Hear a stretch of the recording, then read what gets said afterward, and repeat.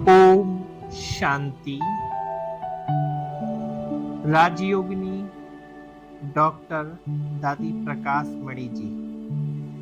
आज हम दादी जी के विषय में चर्चा करेंगे। सृष्टि रंगमंच पर कुछ ऐसी महान विभूतियां जन्म लेती हैं जिन पर भगवान भी नाज करते हैं। जब कोई नारी किसी सत्ता संगठन की कमान संभालती है तो कैसे विश्व पटल पर रेखांकित कर देती है, इसकी साक्षात प्रतिमूर्ति थी ब्रह्मा कुमारी संस्थान की पूर्व मुख्य प्रशासिका राजयोगिनी दादी प्रकाश मणि जी। विश्व इतिहास में 18 जनवरी 1969 का वह दिन सदा याद रखा जाएगा जब ब्रह्मा बाबा ने दादी के हाथों में ब्रह्मा कुमारी की कमान सौंपी थी।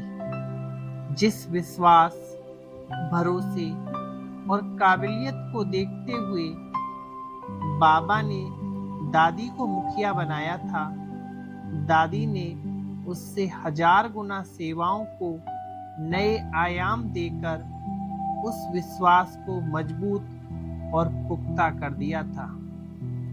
दादी के अदम्य साहस, समर्पण, त्याग, साधना और कर्मयोगी जीवन के आगे संसाधन और सुविधाओं के अभाव की रेखाएं छोटी हो गई। कुछ सैकड़ा भर भाई बहनों को साथ लेकर दादी ने विश्व शांति के पैगाम की नींव रखी। 4 दशक की अथक सेवाओं में अध्यात्म और राजयोग के संदेश को भारत ही नहीं, विश्व के 140 देशों में पहुंचा दिया। आपकी ममतामयी पालना, अपनेपन, प्यार, दुलार और आत्मीयता की जनमानस पर ऐसी छाप पड़ी कि देखते ही देखते एक छोटे पौधे से यह संगठन विशाल वट वृक्ष बन गया।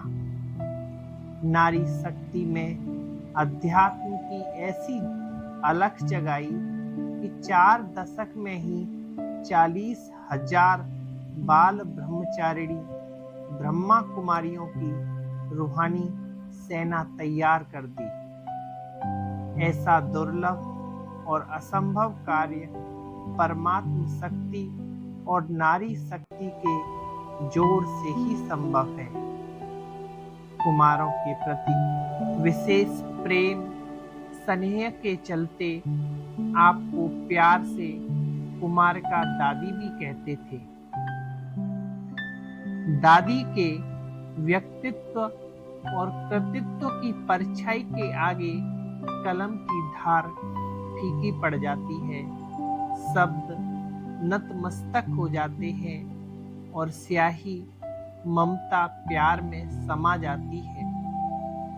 लोगों की जिंदगियां 4 म्यारी के घरौंदे बनाने में गुजर जाती है, वहीं आपने दूरदृष्टि की बदौलत 85 एकड़ में विशाल शांतिवन जैसा परिसर खड़ा कर दिया, जहां 25,000 लोग घर से बढ़कर सुख सुविधाओं की सैया तले सुकून की नींद ले सकते हैं।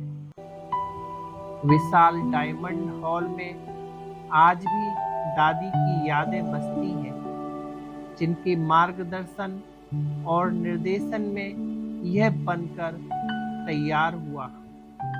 यहाँ से अब तक देश विदेश के लाखों लोग राजयोग का संदेश पाकर जीवन को मधुवन बना चुके हैं।